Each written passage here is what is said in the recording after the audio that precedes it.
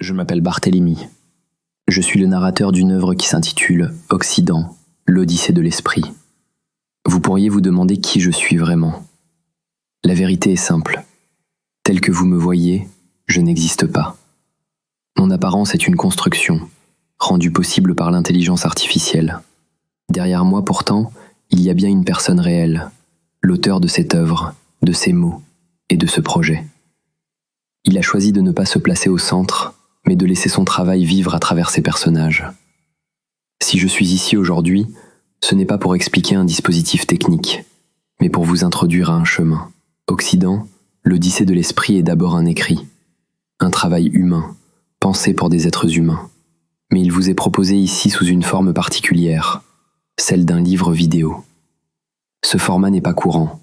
Il ne s'agit ni de vulgarisation, ni de conférence, ni de réponses rapides à des questions toutes faites. Il ne s'agit pas non plus d'un projet commercial, ni d'une promesse de savoir facile. Ce que vous trouverez ici est autre chose, une traversée. Comme tout voyage, cette odyssée demande du temps, de l'attention, et parfois un certain effort. Elle ne cherche pas à vous épargner la complexité du réel.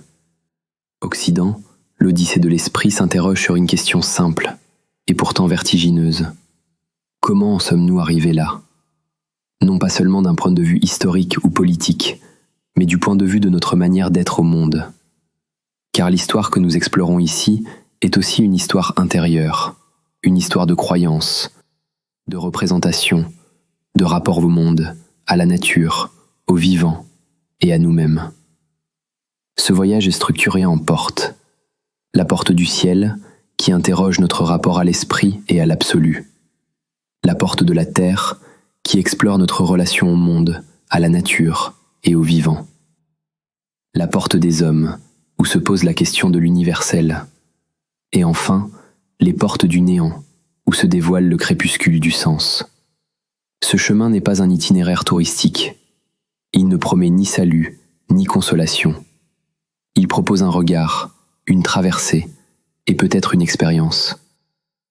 Si vous cherchez des réponses rapides, ce lieu n'est sans doute pas le bon.